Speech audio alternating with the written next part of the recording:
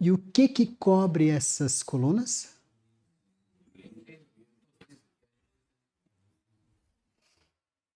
Qual a maior mensagem do lado de fora do santuário? Antes do sacrifício? A justiça de Cristo.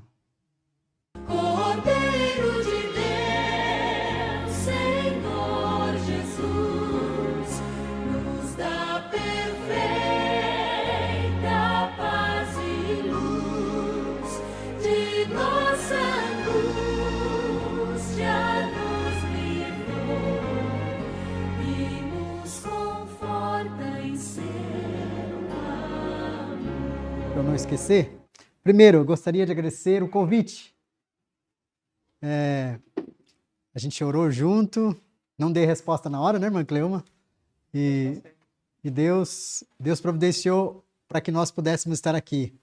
Segundo, eu queria agradecer pelo tema. Os alunos que me conhecem, né, que já sabem, que participam lá da escola, sabem que eu gosto muito do santuário. E gosto de estudar e gosto de falar sobre esse assunto. Mas eu nunca tinha ligado as duas coisas, né? Então eu tive que preparar tudo isso aqui, né? E a primeira parte será um estudo sobre o santuário.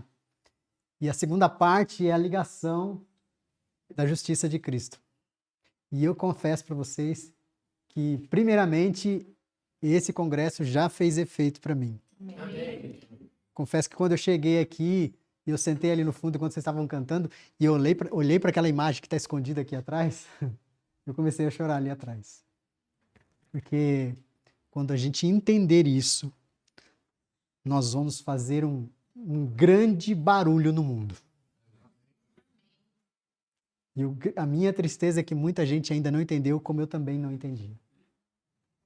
Mas Deus está levantando o nosso povo para que nós possamos compreender essa mensagem. Para todos nós. E quando a gente entender essa mensagem verdadeiramente, a gente vai viver uma vida plena, de pleno gozo. Amém. E de alegria. Não tem mais tristeza. E eu confesso para vocês que depois que eu aceitei o convite, muitos problemas vieram. Muitos problemas, né? E o último deles foi o nosso carro. Mas a gente conseguiu chegar em São Paulo, mas já fazem 2 semanas que o carro está na oficina e ninguém sabe achar o que é o problema. Né? E a gente teve que vir com o carro emprestado. Emprestei o carro do meu pai, quero agradecer ao meu pai por emprestar o carro para que a gente pudesse vir. E eu fiquei até altas horas estudando esse tema, me preparando, e cheguei na casa dos meus pais e montei um escritóriozinho lá para mim no meu quarto, e ficava até às vezes 1 da manhã, 2 da manhã, e dormia tarde, acordava cedo, às vezes não tão cedo, para o ritmo que nós temos lá na escola, né, que é sempre 4, 5 da manhã, acordar às 7 horas já é bem tarde, né? Bem tarde para todos nós. E então foi uma bênção estudar esse tema.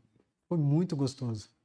E eu preparei 3 temas, mas eu já tenho mais 3 em cima desse tema que eu vou desenvolver e quero apresentar, inclusive, para as próximas turmas, para os próximos alunos, esse tema, né?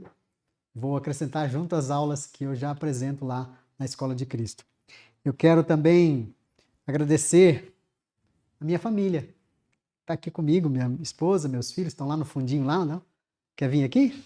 Vem cá para eu apresentar vocês, vem cá. Eles estão um pouco encapuzados, né? Porque está um pouco frio. O Dandan e o Pedrinho acho que engordou uns 3 quilos de tanta roupa que eles estão vestindo.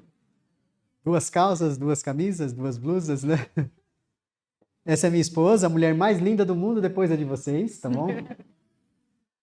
Minha companheira, está sempre comigo, sempre me apoia, sempre está ao meu lado. Esse é meu primogênito. Qual que é o seu nome? Pedro. Do quê? Pedro Antônio Gomes de Faria. Ok. Seu primogênito. Quantos anos você tem? 10. Ok. Quase não lembro, você viu? E esse é o pequeno. É o pequeno, mas terrível. Terrivelmente bom. Fala pra gente qual é o seu nome. Daniela. Quantos anos você tem? 7. 7 anos? Ok. Que Deus abençoe a todos nós, a nossa família. Nosso ministério é um ministério familiar.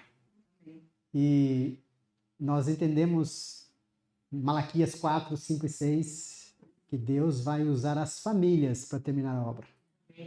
E esse é o grande ataque de Satanás nos últimos dias. Tentar destruir as famílias. E nós temos que estar precavidos para isso, para não permitir que isso aconteça, para que a nossa família seja realmente uma bênção para levar a luz ao mundo. Amém? Quer falar alguma coisa? Não. Então tá bom. Ela é tímida. Bom, essa é a minha família. E eu também não poderia esquecer, né, dos meus filhos. Eu já tenho 131 filhos. Até o mês passado, porque a partir do próximo mês, esse número vai subir, né? Eu costumo dizer que a minha esposa é uma boa parideira. A cada semestre ela pare de 15 a 20, que são os nossos alunos, né? E nessa noite estou feliz, que parece até que eu estou dando aula lá no serviço, né?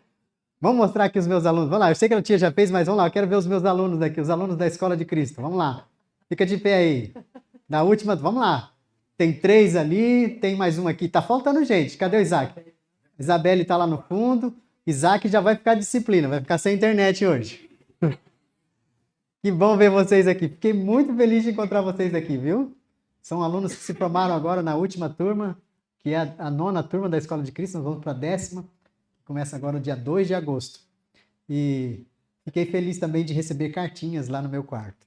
E eu chorei, eu e minha esposa, pelas cartinhas que a gente recebeu lá dos nossos ex-alunos. Muito obrigado, viu? Que Deus abençoe vocês. Amém. É um prazer rever vocês e reencontrar vocês. Estão mais rechuchundinhos, estão comendo mais, né?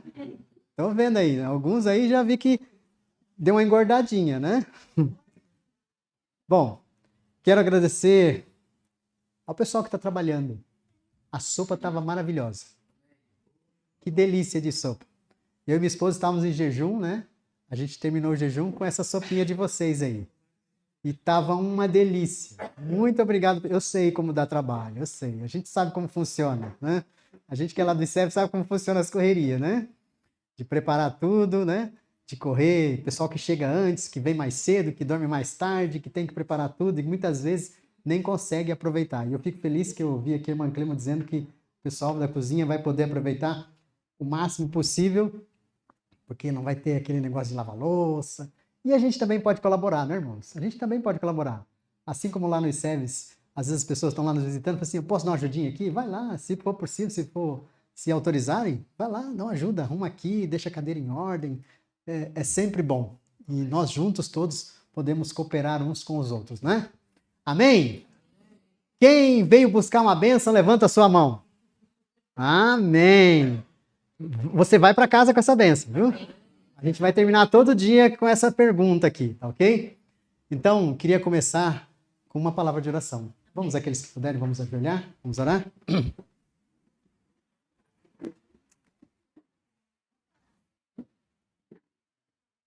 Pai bondoso, grande Criador dos céus e da terra, graças te damos, Senhor, porque o Senhor é bom e a tua misericórdia se renova a cada manhã.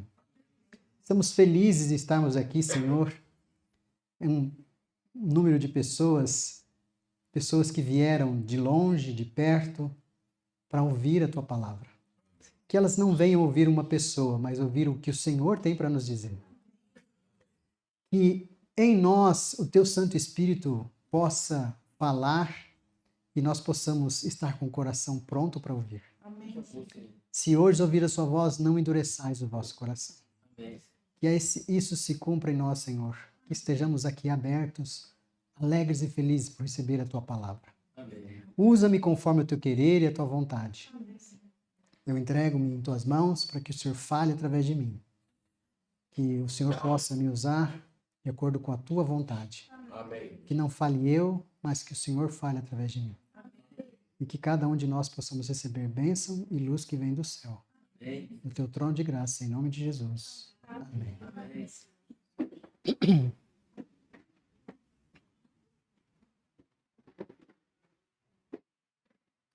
Vou dizer para vocês como nós faremos esse encontro. Até onde me foi passado, eu tenho 6 palestras. É isso, irmã Cleuma? 6 momentos com vocês. E eu gostei de uma frase que a irmã Clema deu para mim. Como eu gostei. Os alunos que sabem que digam, né? Irmão, você tem no mínimo 1 hora. Falei, gente, se é 1 hora eu já fiquei feliz. Mas pode chegar 2. Falei, maravilha. Aí eu fiquei mais feliz ainda. Então pode ficar tranquilo que vou usar 3 a 4, tá bom?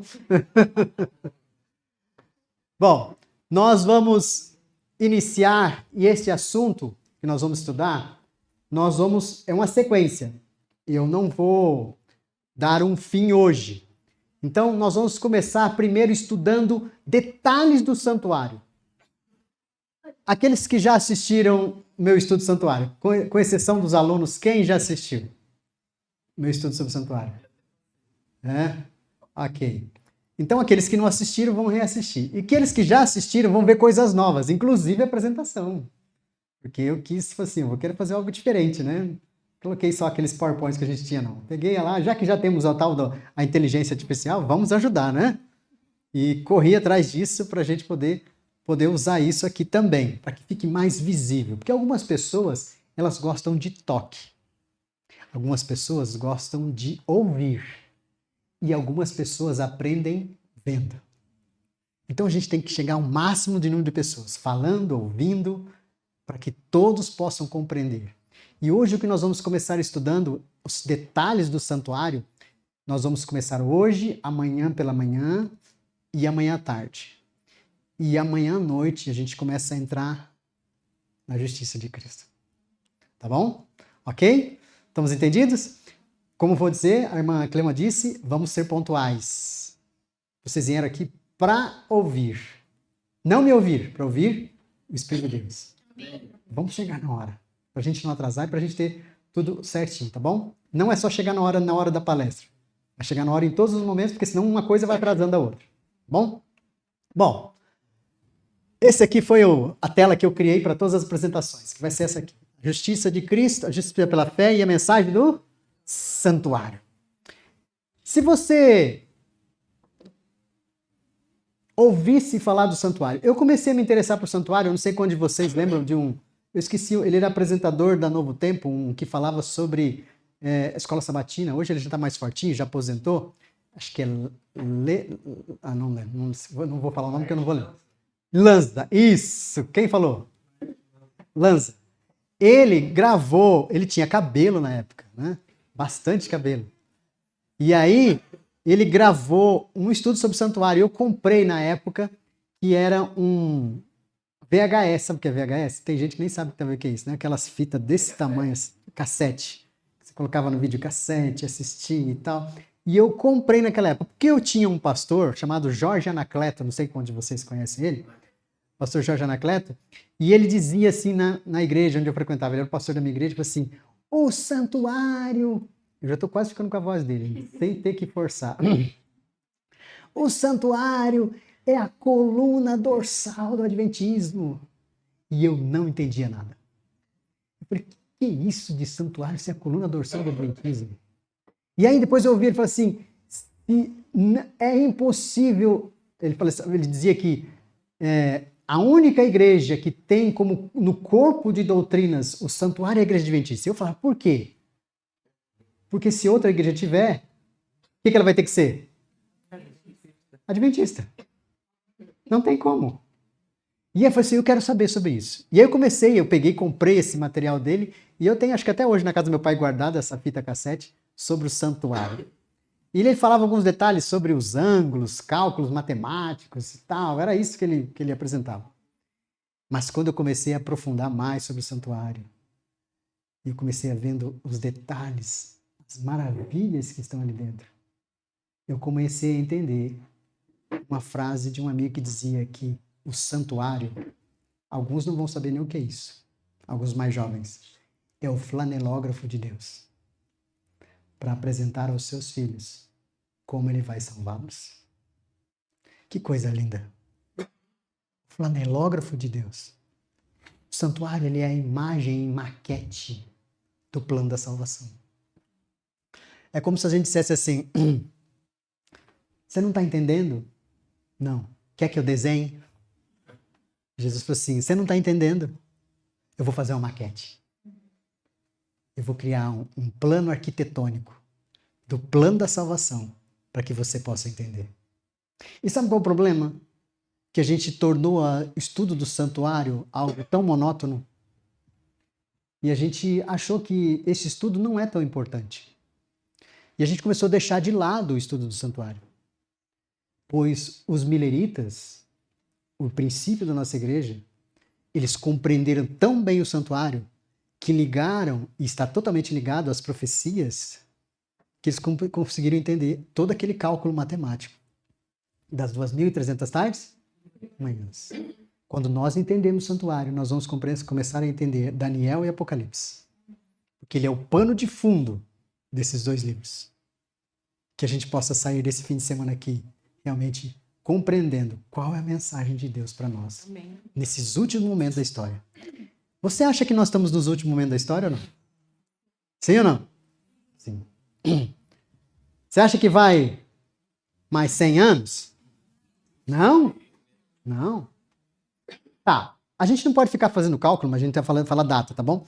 Mas você acha que nós estamos aí nos próximos 10 anos ou não? É? Ok. E se for menos?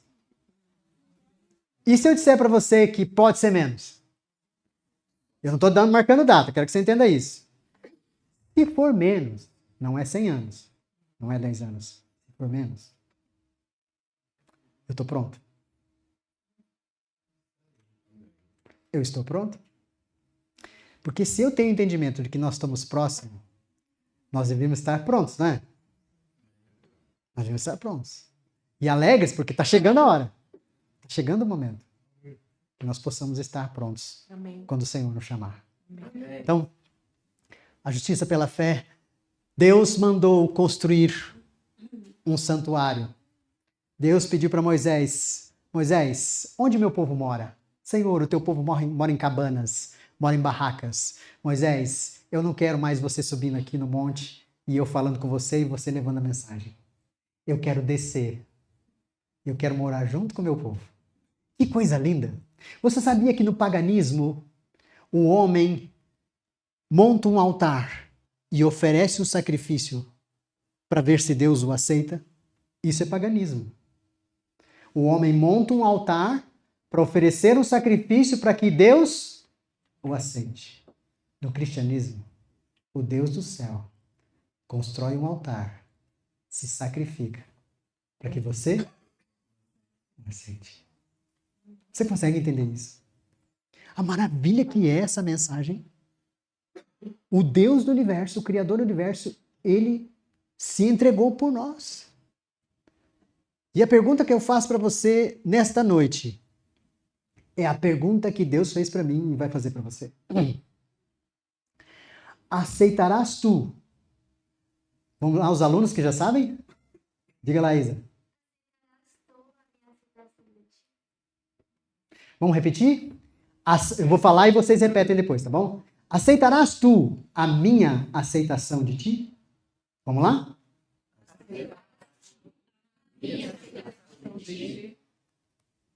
Qual que é a sua resposta? Sim. Amém? Amém.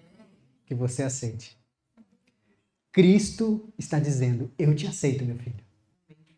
Eu te quero. Eu não quero perder você. Então aceitarás tu a minha aceitação de ti. E Deus construiu esse tabernáculo, coisa maravilhosa, que muitos de nós não entendemos, que é a mensagem da salvação para nós. E quando ele construiu, mandou Moisés construir, ele falou assim, faze conforme o quê? O modelo. Que esta frase te lembra outra pessoa que também construiu uma coisa que Deus falou. Quem é essa pessoa? Não. Noé. Faze conforme o modelo que eu te dei. Moisés podia colocar florzinha ali ou não? Onde ele quisesse? Não. Ele tinha que fazer conforme o modelo. Existe uma forma, existe uma maneira que Deus mandou que nós fizéssemos para que nós pudéssemos entender o plano da salvação. E não pode ser diferente disso. Porque isso aqui é um reflexo do que está lá em cima. E aí, esse nosso Deus, então, nos deu o santuário, que nós vamos ver sobre o átrio que é o pátio. Não tem o pátio? O que acontece no pátio? Sobre os muros do santuário. Nós vamos ver sobre as colunas do santuário. E nós vamos ver sobre as cortinas que estão ali no santuário. O que elas representam? Por que ela está ali? Porque se tudo foi conforme Deus mandou, tem uma representação, um significado. Deus quer nos ensinar algo. O pátio do tabernáculo. Farás também o pátio do tabernáculo do lado meridional que dá para o sul. Pátio terá cortina de quê? Então, do que era feito o muro da casa de Deus? De quê? Linho fino, torcido. E do que era feito o muro? Então, nós temos alguns materiais no muro. Nós vamos ver para que serve, por que eles estão ali, do que eles são feitos. Então, isso aqui está como coluna de bronze, mas não era de bronze, era madeira de acácia, tá bom? A base era de bronze, o topo era de prata, o meio era de madeira, os colchetes que prendiam, nós vamos ver, eram de prata. E o tecido que cobria e fechava o muro era do quê? Linho? Ok, vamos lá. Então, olha só, isso aqui era os muros do santuário. Agora ficou melhor, né, Isabela? Ficou melhor essa imagem, né? O santuário visto do lado de fora era assim que era visto, irmãos. E nós temos que prestar atenção nisso porque isso é um detalhe importante. Porque o falso evangelho não é assim. E vocês vão entender por quê. O verdadeiro evangelho, as cortinas do santuário, era só ela que era vista do lado de fora. Do lado de dentro era assim que era visto. Esse aqui é o lado de dentro. E eram vistas as colunas e a cortina por trás que cobriam as colunas. Ok? Então, era assim, isso é o santuário como foi apresentado. Então vamos lá. Vamos dar uma olhada nessa arte que está aqui. As cortinas eram feitas de quê? Linho fino, torcido. As colunas eram de quê? Não. Mas de madeira de acácia. Acácia. Falei para vocês ali atrás. Tá. Aqui, era de madeira de acácia. Os capitéis, que é isso aqui, ó. Os ganchos que prendiam a cortina eram feitos de quê? Prata. As bases eram do quê? Bronze. E os ganchos de quê? De prata. Isso tem uma explicação maravilhosa. E a gente vai entender isso.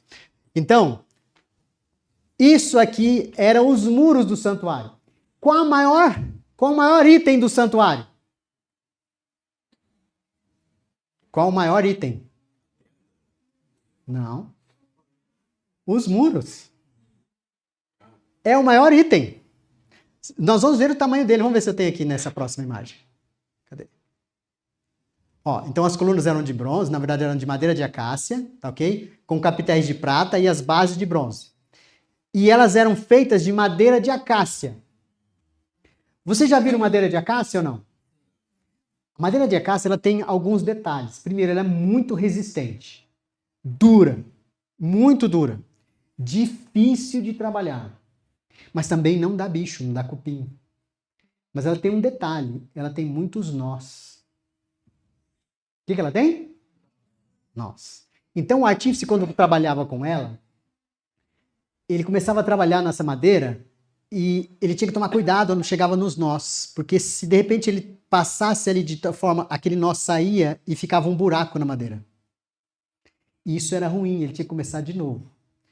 E aí, já viram falar aquela negócio assim, aquela palavra sincero? O que é uma pessoa sincera? Sabe o que é uma pessoa sincera? A palavra sincero vem de sem cera. Porque eles faziam objetos naquela época e vendiam como santos ou imagens. E quando fazia esse buraco, eles tampavam com cera e pintavam por cima. Só que quando dava um solzinho, derretia a cera, o que acontecia? O buraco aparecia. Sincero. Não tem cera por cima. Não é engano. É verdadeiro. E a madeira de acácia? Então, quantas colunas tinham? 20 do lado, 20 do outro, 10 de fundo e 10 de frente. Então, qual o total de colunas? 60 colunas. 20, 20, 10 e 10. Ok? 60 colunas. Presta atenção nesse detalhe que a gente vai chegar neles mais para frente. Vamos lá. Acácia, só para vocês verem uma madeira de acácia. Essa aqui é uma madeira, tá vendo? Ó, cheio de nós, tá vendo aqui, ó? Tá vendo os nozinhos ali? Olha o que mais, ali, ó, outro nozinho. Mas olha o que faz com ela. Como fica lindo. Tem que saber trabalhar com ela. É uma madeira dura, uma madeira resistente, mas tem nós. O que tem nela? Vai pegando que vocês vão entender já já. Vamos lá. O que sustentam essas colunas? Essas colunas eram sustentadas pelas bases. Muito bem, meu irmão. E essas bases eram de quê? De bronze. Então, cordéis de prata que prendiam, ganchos de prata, e também as bases que eram feitas de bronze. Vou voltar aqui. Volta para mim aqui. Então, olha só. As colunas eram feitas de madeira de acácia. Tinha uma base que sustentava essa coluna, que era feita de bronze. O topo era de prata. Os cordéis que prendiam para ficar de pé no chão era feito de couro, de pele de cordeiro. Os ganchos que fincavam no chão eram de bronze. Vocês vão ver um detalhe interessante. Tudo que toca o chão do lado de fora do santuário é de bronze. O que é de fora do santuário? O que toca o chão é de que feito do quê? Bronze. Não tem ouro tocando o chão do lado de fora. Não tem prata tocando o chão do lado de fora. Por quê? Nós vamos entender o porquê. Vamos lá. Agora, quando a gente entende que essas colunas que estão ali são 60 colunas, o que representa essas colunas no santuário de Deus? Vamos para a Bíblia? Olha Apocalipse 3, verso 12. Vamos ler junto? Ao que vencer, falei o quê? Coluna no meu templo, no do meu Deus, e ele não voltará mais. Escreverei sobre ele o nome do meu Deus e o nome da nova. Então, o que representa as colunas? O que tem na madeira de acácia? O que tem? Nós. Tem nós na madeira de acácia. São duras, não são? O que a Bíblia diz assim que são de dura cerviz? Sabe o que? De não dobrar a cervical. Não cede com facilidade. Não abaixa a cabeça. Não se humilha. Tem que saber trabalhar. Porque tem nela... Tem nós nessa coluna. E essas colunas representam os filhos de Deus. Agora, elas são sustentadas por uma base de bronze. E tudo que fica do lado de fora do santuário é feito do quê? De bronze. E o topo dessa coluna é amarrado com uma pele de cordeiro que é presa... Feito o que é o topo? De prata. E depois vem um pano branco que cobre o quê? Essa coluna, não cobre? Vamos lá. Olha aqui. 100 côvados era o comprimento. 50 côvados era a largura. 5 côvados era a altura.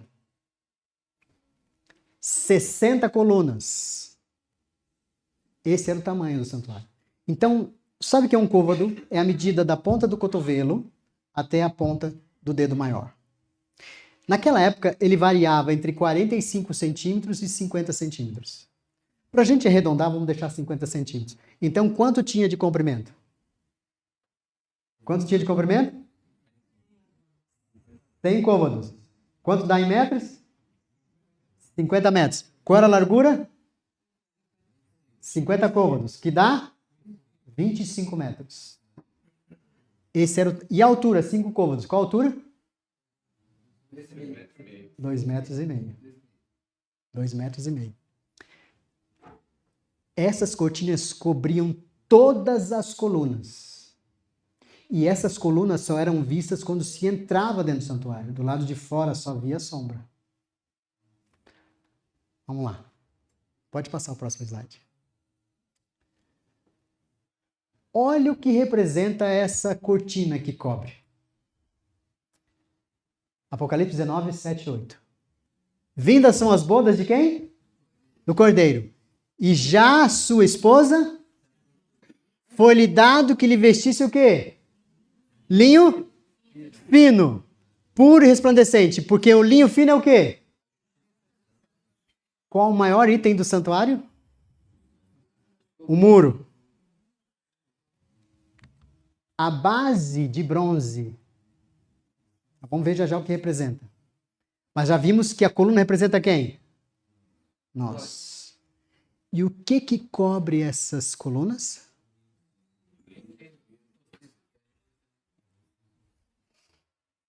Qual a maior mensagem do lado de fora do santuário? Antes do sacrifício? A justiça de Cristo. Os muros nos dizem da justiça de Cristo, que cobre o pecador. Por que ela não é vista do lado de fora? Porque agora já não vivo mais eu, mas... Então as pessoas quando olham para mim, veem quem? E quando olham para você? Vamos, irmãos? Cristo. É isso a mensagem dos muros. Mas tem mais detalhes. A justiça de Cristo é que nos cobre. E a coluna que fica do lado de dentro, ela não tem revestimento. Ela não tem cobertura. Deus não usa a sua justiça para cobrir os nossos pecados. Estão entendendo? Não? Ele primeiro tira tudo e aí ele nos cobre. Estão entendendo aquele texto da Senhora White quando ela fala sobre isso?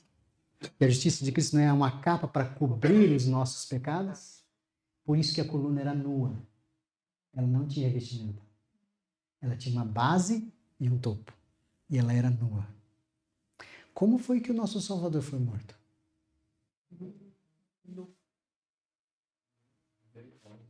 Nu. E ele se fez pecado por nós.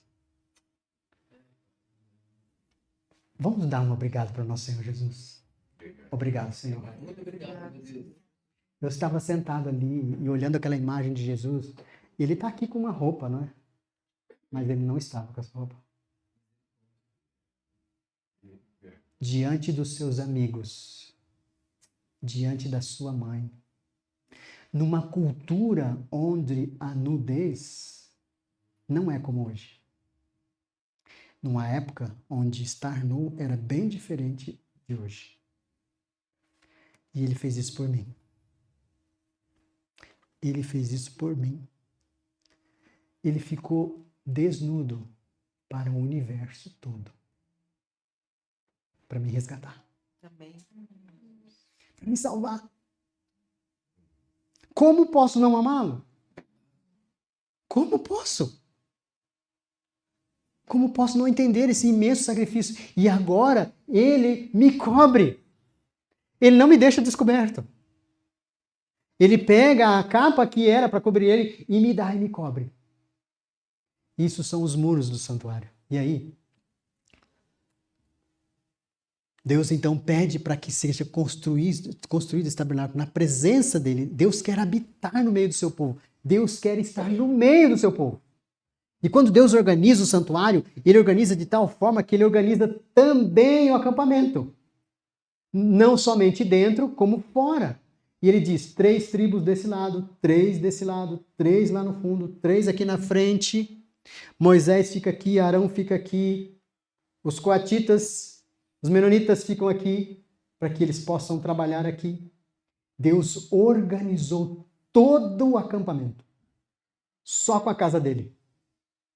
Quando a casa de Deus chega, quando a presença de Deus chega, ele organiza tudo. Quando Deus está no meio do seu povo, tudo está em ordem. E aí, Hebreus diz assim, os quais servem de exemplo e sombra das coisas celestiais. Este é o santuário.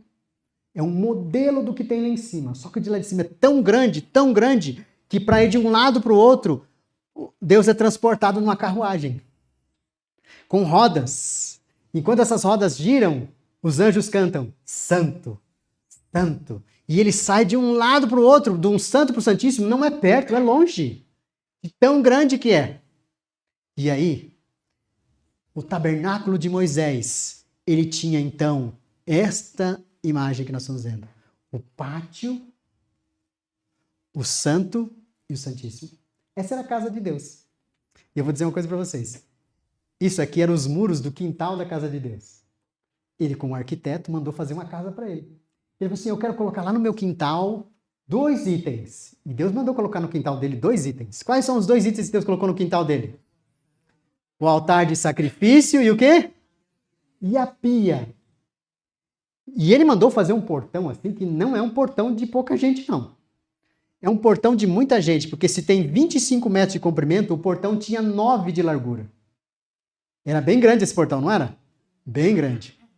E aí ele falou assim, olha, no meu quintal eu quero 2 móveis. O altar de sacrifício e a pia. E você sabe que o paganismo fez uma cópia disso. Quando vocês olham para os terrenos que nós vemos hoje, ele é uma cópia invertida do santuário. Porque no paganismo, eles inverteram isso aqui. E hoje nós vemos, há muito tempo atrás, eu fui pregar num lugar e um amigo meu me chamou para almoçar na casa dele. E eu estava pregando na igreja dele, eu falei assim, vamos almoçar lá em casa. Ele falou assim, vem cá que eu vou te mostrar aqui o recanto do guerreiro. Eu falei, recanto do guerreiro, o que será que é isso? E ele me levou para o fundo da casa dele.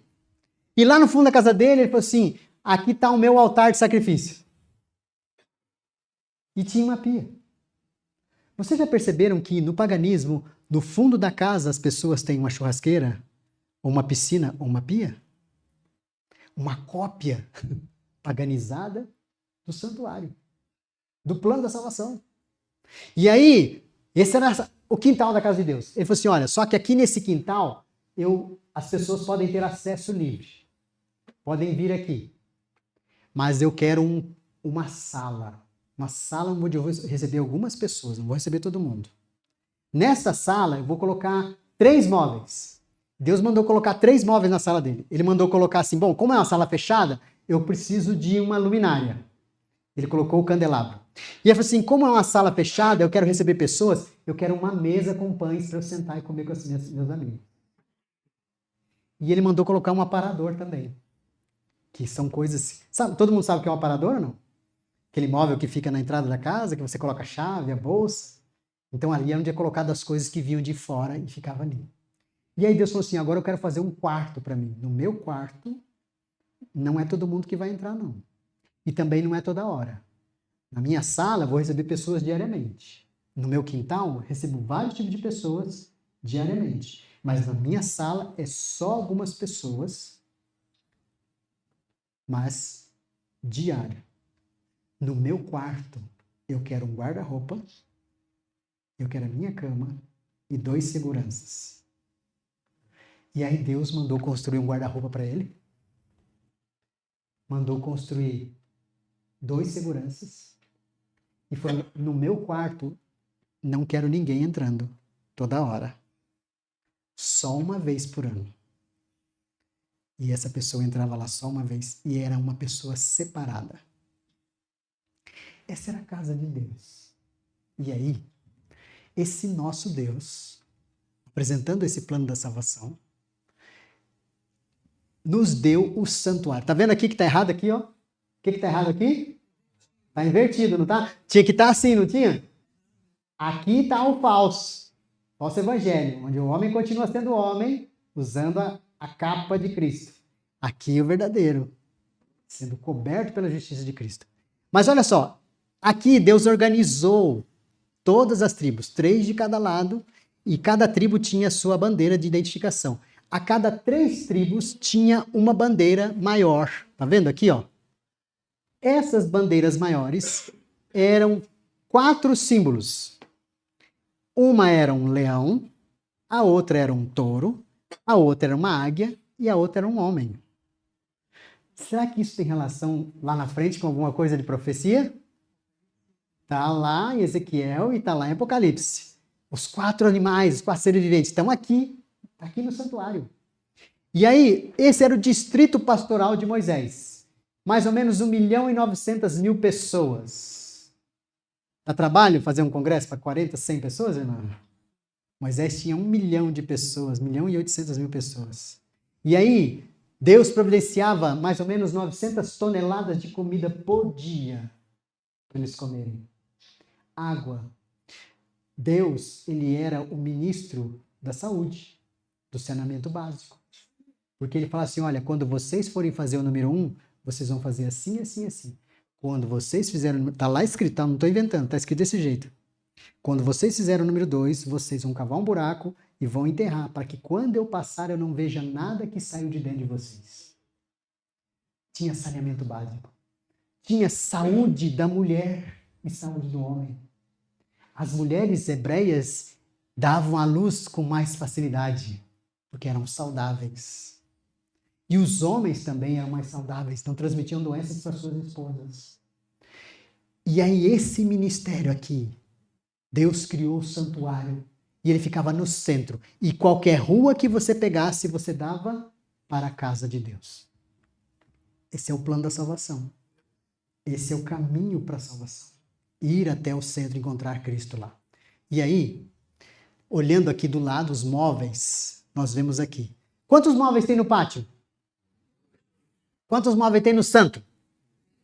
Quantos móveis tem no santíssimo?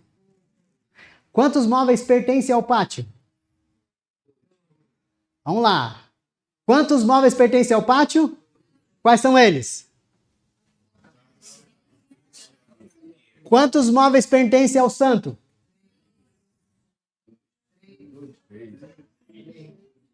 Quantos móveis pertencem ao Santíssimo? Agora eu vou responder para vocês. 2 móveis pertencem ao pátio, 2 móveis pertencem ao santo e 2 móveis pertencem ao Santíssimo. Como assim, irmão? Tá vendo 3 aí? Sempre ouvi falar 3, você está falando que história que você está tirando aí? Vou explicar já já. Esses 2 móveis pertencem ao pátio. Qual móvel que está aqui? Não precisa falar agora não, eu vou dar a resposta já com o texto. Vocês não precisam ficar com dúvida. 2 móveis daqui pertencem ao santo, mas um móvel que está aqui não pertence ao santo, ele pertence ao Santíssimo. E vamos ver a resposta disso? Vamos lá. Aqui, Hebreus 9, 1 a 5. Paulo escrevendo.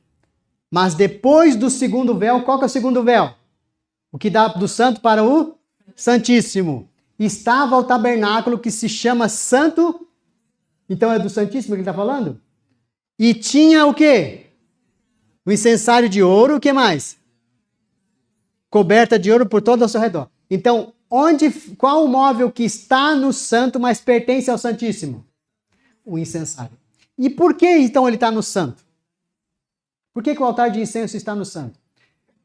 Quando o pecador fazia confissão de pecado, ele tinha que confessar o seu pecado para quem?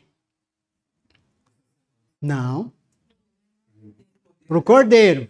E ele entregava o sangue do cordeiro para quem? Para o sacerdote. E quando o sacerdote pegava essa confissão agora com o sangue, ele levava para dentro do santuário. Onde ele colocava esse sangue? No altar de quê? De incenso. E depois na cortina. A gente vai ver já já. Quando ele fazia isso, isso era diário. Se esse móvel que pertence ao Santíssimo estivesse no Santíssimo, quem podia entrar lá? E o Santíssimo podia entrar todo dia? Então o que Deus fez? Ele falou para Moisés, Moisés, o segundo véu, você vai fazer ele rebaixado. Lembra dessa instrução? O véu que divide o santo do Santíssimo, ele não chega até o teto. Ele fica rebaixado. Para que o incenso que está aqui no altar de incenso, que vai ser colocado logo depois da cortina, suba e vá para onde? Para o Santíssimo. E por que esse incenso vai para lá? Porque o pecador fez a confissão, o sacerdote trouxe essa confissão para o altar e agora ele chega na presença de Deus através do incenso. Então, por isso que esse móvel que pertence ao Santíssimo está no lugar santo. Para que você e eu tivéssemos oportunidade de confessar os nossos pecados. Amém? Porque se estivesse no Santíssimo só no dia do juízo, e se eu deixar para confessar só no dia do juízo, pode ser que eu... Misericórdia. Deus teve misericórdia e colocou esse altar do lado de fora, para que nós pudéssemos ter acesso ao perdão diariamente. Amém? Amém? Diariamente nós temos acesso ao perdão de Deus. Podemos dizer amém? E aí, então, esse móvel fica aqui no Santíssimo, mas ele está ele, quer dizer, ele fica no Santo, mas ele é do Santíssimo. Tá claro isso para vocês? Vamos lá então. O tabernáculo de Moisés e a glória do Senhor encheu o tabernáculo. Quando nós olhamos para isso aqui, o tabernáculo só tem sentido com a presença do Shekinah, que era a luz da presença de... que apresentava onde? Que lugar que ela ficava? No Santíssimo. Ali no Santíssimo. E aí, este fogo que descia lá no Santíssimo, que era uma luz, também descia onde? No altar. E do altar ele ia para onde? Onde tem mais luz? Candelabro.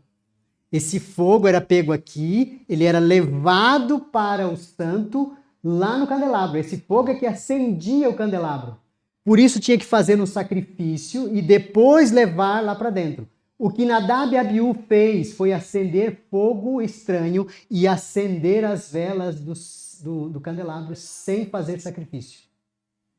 Estão entendendo ou não? E, então, para acender lá dentro... E que mais, onde mais tem fogo lá dentro?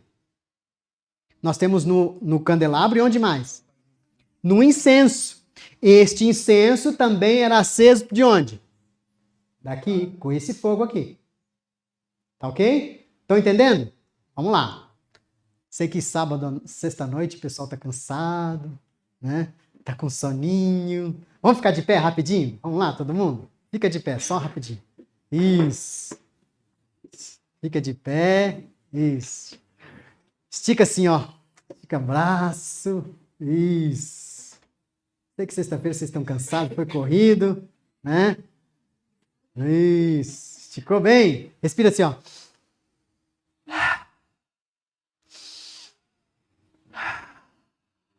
Isso, agora pode sentar que a gente vai até meia-noite. Eu tenho mais coisas que eu faço, mas hoje eu não vou fazer não, tá bom? Para acordar vocês. Quem sabe o que é esse bichinho aqui? O texugo, texugo do mel. Ele é conhecido, ok? Ele é terrível. Mas ele é usado no santuário, sabia disso? Agora, se ele é terrível para os leões, como é que os israelitas conseguiram pegar esse sujeito? Porque ele é terrível, vocês vão ver sobre ele. Esse bichinho aqui, ele é usado para... Deixa eu ver aqui, voltar aqui. Para o santuário. E onde ele é usado? O santuário, ele tinha 4 coberturas. Quando eu falo santuário, eu estou falando daquela parte de dentro, onde fica o santo e o santíssimo. Ele tinha 4 coberturas. Quantas coberturas ele tinha? 4. A primeira cobertura que dava proteção às outras coberturas era a pele de texugo. Mas tinha outra coisa que Deus mandou fazer com a pele de texugo. Além da cobertura do santuário, o que mais Deus mandou fazer de pele de texugo? Quem se lembra? Os sapatos dos israelitas. Ele era feito de pele de texugo, sabia disso? Está lá escrito na Bíblia. Sua sandália será de pele de texugo. E ele é um animalzinho simples. Parece um gambazinho, não parece? Mas não é gambá não, tá bom? Ele tem a altura assim de um cachorro médio, pequeno, ok? E tem uma história sobre ele. E esse bichinho, ele tem algumas características que eu vou mostrar para vocês. Olha só, isso aqui é um documentário. Não põe ainda não, tá bom? Tem som aqui, irmão? Vai ter som? Sair daí? Vai, né? Não põe muito alto não, tá bom? Esse bichinho aqui era capturado para fazer, então, a cobertura. E tem uns detalhes interessantes nesse documentário. Eu estava assistindo com os meus filhos e falei, nossa, isso tem relação com o santuário. Não tinha nada a ver, assim, ó. É um documentário National Geographic. Eu cortei só um pedaço para vocês verem. Olha aqui, a hora que ele tem 3 características, esse bichinho National Geographic diz. Sabe qual é a característica dele? Primeiro, ele tem uma pele dura e resistente, muito dura, e ele não foge dos seus inimigos. E sabe que inimigo que ele diz que ele não foge? Ele resiste ao leão e não morre com o veneno da serpente. O leão, ele não foge do leão. O leão vem para cima dele, ele enfrenta o leão, ele vai para cima dele e o leão foge. Segunda característica. Isso aqui vai passar aqui. Por isso que ele ficou famoso. Uma cobra, ele come cobras venenosas e ele ataca sempre pela cabeça. Só que às vezes ele vai atacar e ele acaba sendo picado. E nesse documentário mostra que ele, sendo picado por uma cobra venenosa, ele morre. E 2 horas depois ele ressuscita. Eu vou mostrar isso para vocês, não é invenção minha. E ele só consegue fazer essas 2 coisas, enfrentar os leões e as hienas, não fugir deles, e matar a cobra e passar por essa situação de ressuscitar, se ele ficar 12 meses com a sua mãe. Quanto tempo Jesus ficou com a sua mãe? Antes de ir para o templo? 12 anos. Jesus enfrenta o leão ou não? E ele foi picado por uma cobra? Morreu e ressuscitou? Vamos ver. Põe aí, irmão, por favor. Este animal tem uma reputação. O texugo do mel, comedor de cobras, perseguidor de chacais e má companhia.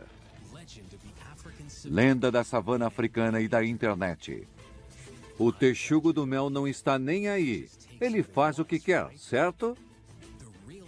A história real é muito mais fascinante. 1 ano da vida de um texugo nos mostrará como esta criatura é surpreendente. E se ela faz jus à reputação como a fera mais destemida do reino animal. A vida secreta do ratel.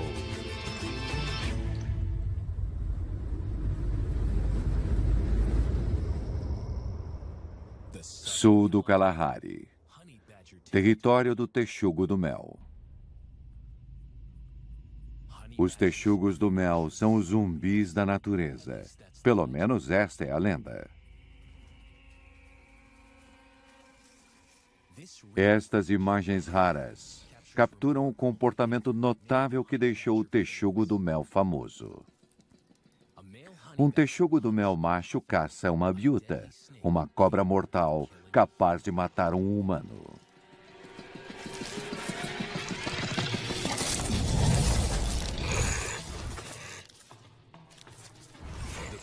O texugo está faminto o suficiente para arriscar levar uma mordida mortal. Ele dá um golpe com os dentes e mata a cobra. Mas no processo, ele foi mordido na bochecha e o veneno da cobra corre em suas veias. A vida escoa do texugo.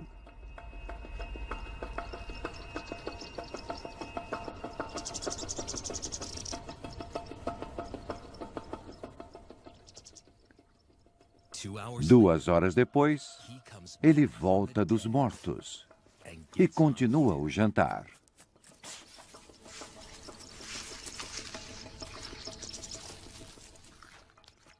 Como o texugo do mel fez isso?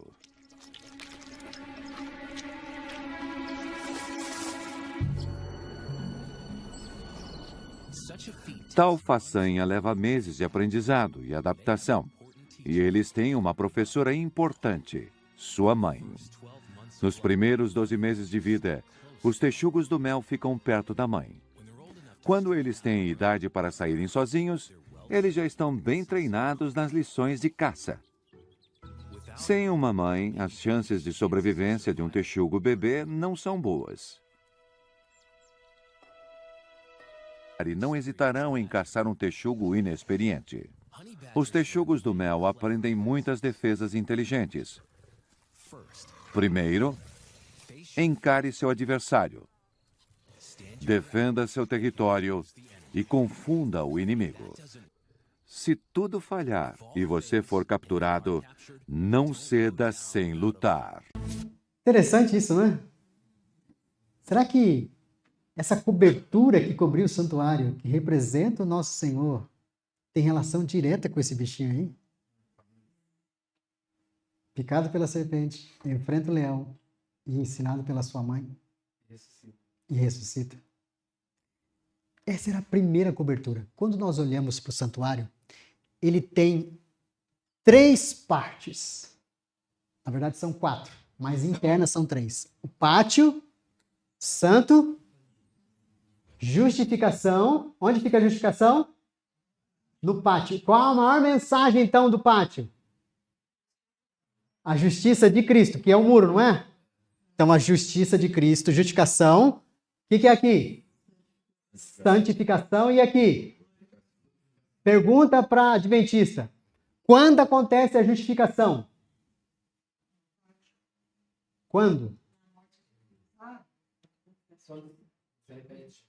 Quando eu olho para ele e aceito, não é? Quando acontece a santificação? Depois que eu encontrei a Cristo, agora eu ando com ele e ele vai me transformando. Quando acontece a glorificação? Não, adventistas. Vocês estão equivocados. Na volta de Cristo, a única coisa que é transformada é o corpo. Não há... Pisca aí, pisca. Piscou? Esse é o tempo que Deus vai levar para transformar a nossa carcaça. Essa carcaça que a gente tem aí, sem cabelo, sem dente, usando óculos, vai piscar o olho e vai resolver. Lá diz que é o nosso caráter que vai ser transformado? O que diz lá? O vosso corpo corruptível será revestido de incorruptibilidade. A glorificação do caráter é antes. E quando ela acontece? Não. Ela tem um momento para acontecer. A justificação, eu vivi uma vida torta, não vivia? Eu olho para trás, Senhor, o que eu faço com todo esse pecado que eu tenho aqui? Jesus falou assim, eu te justifico. E está perdoado. E agora, você se batiza e entra comigo aonde agora? No lugar santo. Agora dá-me a tua mão. Até agora você estava andando por sua conta. Você andava por aí desgarrado. Agora, eu peguei você pela mão, perdoei os seus pecados passados e agora vem comigo. E ele vem comigo lá dentro do santo, não é? No lugar santo? E ele, lá dentro do santo, quais são os móveis que tem lá? Você vai receber luz do céu. Eu vou atender às suas preces. E você vai comer comigo. Estão entendendo ou não? E aí, quando Deus andar comigo no lugar santo, ele vai me levar para onde? E quem pode entrar lá? Podia entrar todo mundo lá? Não, não podia. Mas eu pergunto, eu e você vamos entrar ou não? O que Paulo diz lá assim? Entrai como além do véu?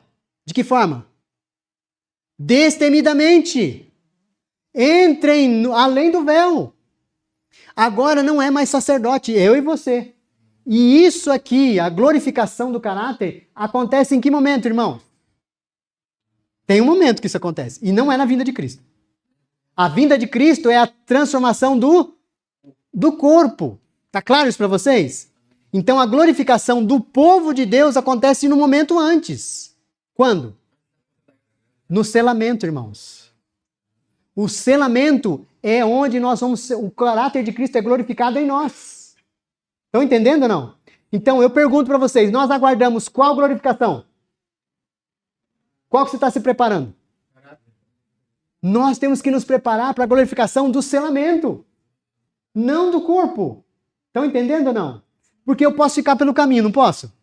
Posso morrer antes? Mas se eu morrer antes, o que vai acontecer? Deus vai me ressuscitar. Mas para ele me ressuscitar, o que tem que ter acontecido comigo antes? O selamento. E nesse selamento acontece o quê? Deus assina o seu caráter em mim. E o caráter dele é fixado aonde? Em nós. Ele está em nós agora. E aí ele pode nos levar para onde? Para o lugar santíssimo. Estão entendendo, irmãos, isso? Vamos lá. Vamos continuar. Agora, se a mensagem de salvação da justiça é a maior justificação, como que deve ser a entrada para ter acesso a isso? Grande, não é? Por isso Deus mandou fazer um portão grandão. E o portão da casa de Deus não é de ferro. Não é de madeira. É feito de cortina. Quantas cortinas? 4. Quantas coberturas? 4 coberturas. Já a gente vai aprender o que representa as 4 cortinas e as 4 coberturas. Porque elas também têm significado. Vocês vão saber também quais são as 4 coberturas e o que representa cada uma delas. E lá, vamos seguir. Até aqui tudo bem? Então vamos ver as cortinas. Está lá em Êxodo 27:16. Uma cortina é azul, a outra é vermelha, a outra é púrpura e por detrás dela é o quê? Uma branca. Aqui não tá certo, tá bom? A branca, ela não era vista à entrada. Ela ficava por trás de todas as 3 cortinas que tinham aqui. A entrada você só via que cor? Então, quando você entrava no santuário ou passava na frente dele, as 3 cortinas que você via era essa. Quando você saía do santuário, qual a cortina que você via? Só a branca. Você não via outra. Já estamos pescando o que acontece aqui. Vamos lá, vamos continuar. Agora eu vou fazer outra pergunta para vocês. Quantas portas havia no pátio? Quantas portas? Uma só porta. Um só? Quem que disse? Eu sou o quê? Caminho. Então o caminho está relacionado com que parte do santuário? Com o pátio, não é? E a verdade está onde? Não, a verdade está em que lugar? Caminho, verdade e vida. Justificação, santificação, glorificação. O caminho está no pátio. A verdade está onde? No santo. E a vida está onde? Santíssimo. São 3 fases que estão ali. Isso é adventismo. Amém. Ninguém tem isso, irmãos. Ninguém tem esse conhecimento que nós temos. Ninguém tem essa verdade que eu e você temos. Esse detalhamento do santuário, o plano da salvação de uma maneira tão detalhada, tão simples e tão verdadeira, tão forte, impressionante, que qualquer criança pode entender. Esse é o plano da salvação para nós. Então, um portão. Esse é o portão de Babilônia. Um portão pode pregar uma mensagem? Sim ou não? Sim. Esse é o portão de Babilônia, que foi roubado, tirado lá do Irã, né? E levado para o Museu do Louvre. E colocaram uma cópia lá. E aqui é o portão do Egito. Já começou a cair o negócio, né? Aqui, um portão da Grécia. Sabe que os gregos, eles criaram o primeiro portão eletrônico. Que não é eletrônico. Um portão que... O que eles tinham que fazer? O penitente chegava, fazia um sacrifício. Esse sacrifício era aceso com fogo, esquentava uma caldeira que movimentava um vapor, pressão, e que abria os portões para ele poder entrar lá dentro do templo. Eles que inventaram esse sistema. Portão eletrônico para entrar, né? Esse era o portão dos gregos. Aqui, Ezequiel 44, 1 e 2 fala de uma porta. Que porta é essa? É uma porta que Jesus ia passar por ela, e o que ia acontecer quando ele passasse por ela? Ela ia ser fechada e nunca mais ia ser aberta. Essa porta ainda existe até hoje, tá bom? Que é essa daqui. Deixa eu ver se eu abro ela aqui. Essa daqui. Está fechada. Eles construíram na frente dela aqui um cemitério. Porque eles dizem que o Messias não anda sobre sepulturas. Mal sabe ele que o Messias vai ressuscitar os mortos. Não vai precisar andar sobre sepultura. Então eles fecharam essa porta e colocaram aqui na frente o cemitério para que... Só que aqui na frente dessa porta, os judeus estão se enterrando ali. Quer dizer, quando morre, eles colocam ali a sepultura, os judeus, porque eles entendem que Jesus vai ressuscitá-los e vai entrar de novo por essa porta. Só que esse é o falso que vai entrar. Nós sabemos que virá um falso Messias. Viu, não viu? Ele vai vir para reinar aqui nessa terra, mas ele é um engano. O nosso Senhor não vai entrar de novo por essa porta. Ele fechou e não vai entrar mais. Ok? Vamos lá. Esse é o portão de Brandenburg. Olha que imponente. Imagina o preço para construir um portão desse. Isso fica na Alemanha. Esse aqui é o portão do Palácio de Buckingham. Cheio de símbolos maçônicos e símbolos de ocultismo. Flor de lis, que é um símbolo maçônico. Cheio de símbolos e detalhes que estão... Esse é um portão, também prega uma mensagem de imponência. Esse aqui é um portãozinho que eu não sei de quem que é. O que vocês acham desse portão aí? Quando você passa na frente assim, o que você pensa nesse portão quando você vê esse portão? Marido gosta da esposa, quer agradar a esposa, né? Olha como ele é romântico, colocou florzinha pra ela. E nesse aqui, se você passasse em frente, o que você ia imaginar? Ele é músico, né? Toca violão. Mas se você passasse em frente esse portão aqui lá em São Paulo? E esse aqui? Sabe aqueles carros que eu tinha um carro hatch, agora comprei um sedã, não cabe, tem que fazer uma curvinha, né? Eu pergunto pra você, portão prega ou não prega uma mensagem? Prega uma mensagem. Como que tá o portão da sua casa? Para pra pensar. Esse portão prega uma mensagem. Ou sua casa não tem portão? E se você de noite estivesse saindo e encontrasse um portão desse? Esse é um portão de Dublin, a mansão de Dublin. Não dá pra ver, aqui tá muito pequeno, mas aqui é tudo algemas. Ele é feito de algemas, tá vendo? O dragão tá segurando uma algema, como se tivesse assim, eu vou prender você, né? E é isso que o dragão quer fazer, nosso inimigo quer fazer. E se você sair dessa rua escura aqui, de repente caísse na outra rua e caísse desse aqui, nesse portão?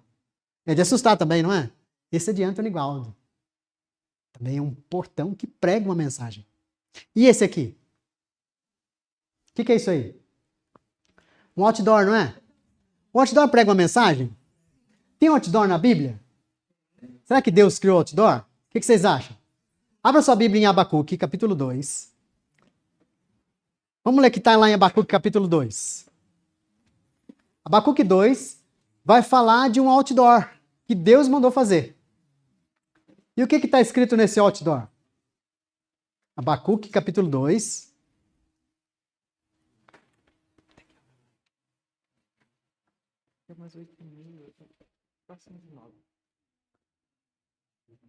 Olha só. Será que Deus criou outdoor? O que é outdoor? É uma placa grande, feita com madeira. Vamos ver se Deus criou isso. Abacuque 2, verso 2. Vamos lá. Pode passar o slide, por favor? Pode passar mais um. Escreve a visão e o que faz? Torne-a bem sobre o quê? Para que possa ler quem faz o quê? Então, olha lá, você está de carro dirigindo, você passa, tá lá o outdoor. Será que Deus criou o outdoor? E o que Deus mandou colocar nesse outdoor? Onde fica o outdoor da casa de Deus? Onde fica lá? Se o santuário é a casa de Deus, onde fica o outdoor da casa de Deus? Alguém sabe? Quem seus alunos? Sem seus alunos, né? Deus tem um outdoor lá no santuário ou não? Tem ou não? Tem. O que está escrito nesse outdoor da casa de Deus? Onde fica ele? Querem saber? Amanhã. A gente segue daqui para frente. Deus tem um outdoor. Não vai dormir? Mas Deus tem um outdoor. E tem coisas escritas nele. Ele prega uma mensagem. Onde fica o outdoor? Os alunos que já fizeram de boca fechada, quem já assistiu também caladinho, porque eu sei que eles vão perguntar para você, onde fica o outdoor? Vocês não vão falar. Você fala assim, amanhã, na hora da prova, vocês vão saber. Queridos, nós estamos vendo os detalhes do santuário físico. Depois nós vamos ver a mensagem que está ligada a ele, que é a parte mais importante. Até aqui, alguém tem alguma dúvida do que você viu? Alguém tem alguma pergunta? Eu tenho. Diga. Nos primeiros slides, eu vi ali que, não contei errado, tinha 14 estandartes. Não são 12? Não, era só, aquela, eu peguei imagem pela IA, só ilustração. São 12 mesmo, é isso mesmo. São 12 estandartes mais 4. São 12 mais 4? É, porque são 12, um para cada tribo e um para cada 3. Cada 3 grupos. Quem já foi desbravador aqui? Desbravador tem o clube, a unidade, não é? O clube não tem a bandeira do clube? E a unidade não tem a bandeira dele? Era assim. Os clubes bravadores do santuário era 12 unidades e cada unidade se juntava em 3. E essas 3 tinham uma bandeira maior. Que eu falei lá, acho que talvez você não entendeu. Que era, quais são as 4 bandeiras? O leão, a águia, um homem e um touro.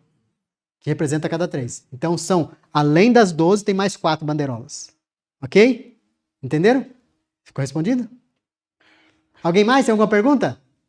Vocês estão cansados, né? Estão com sono. Eu sei que sexta-feira é mais difícil. Tá? E se deixar, eu vou até 2 da manhã aqui tranquilo. Mas eu sei que vocês estão cansados. Mas amanhã a gente dá continuidade, tá bom? Para vocês poderem descansar, dormam tranquilo e venham amanhã. E amanhã no almoço, eu sei que o pessoal faz comida boa, não come muito. Porque se você comer muito, vai acontecer de você ter um negócio que a gente chama de sono satânico. E aí você vai começar a concordar com tudo que eu falo. Eu falo A, você fala assim, Isso, irmão, é isso mesmo. Tá bom? Então, coma mais tranquilo, tá bom? Devagarinho, para você ficar tranquilo. Eu agradeço, já vou tomar já. Obrigado, viu? Ok, meus irmãos? Que Deus abençoe vocês. Orem por mim e orem por vocês. Para que esse fim de semana a gente saia daqui realmente com o Espírito Santo tomando a nossa vida totalmente no controle. Transformados. Tá bom? Que a gente enfie o dedo no 220 e realmente acorde. Né? Não porque vocês estão cansados agora, para a gente acordar para o momento que nós estamos vivendo. Amém. E essa mensagem dá energia para o povo de Deus. Amém. Ele é a fonte de energia do povo de Deus. Fala assim, eu quero isso, eu quero isso, eu quero o que o Senhor providenciou para mim. Que esse possa ser o seu desejo também. Tá bom? Vamos ajoelhar, vamos orar?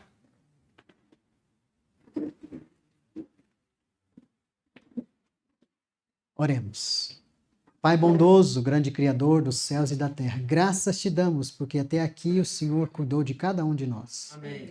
Obrigado, Senhor, por essa mensagem tão maravilhosa que é o santuário e a justiça de Cristo. Que nós possamos entendê-la, Senhor. Que nós possamos compreendê-la, porque disso depende a nossa salvação. Amém. Se não entendermos isso, Senhor, é bem provável que estejamos entre os perdidos. E pior ainda, perseguindo aqueles que estão querendo fazer a tua vontade. Que nós possamos ser, Senhor, filhos fiéis teus, que entenderam e que aceitaram a Cristo e sua justiça em nós. Dá-nos a tua paz, dá-nos uma boa noite de repouso e descanso. Em nome de Jesus oramos. Amém.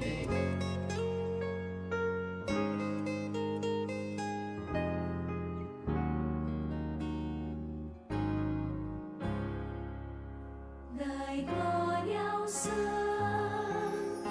de Israel, pois é eterno e fiel, refúgio dele encontrarás, e das prisões te livrará. No céu esteve em esplendor, mas escolheu viver na dor, extrema angústia enfrentou, para salvar um pecador. Cordeiro de Deus, Senhor Jesus, nos dá perfeita paz e luz, de nossa angústia nos livrou e nos conforta em seu amor.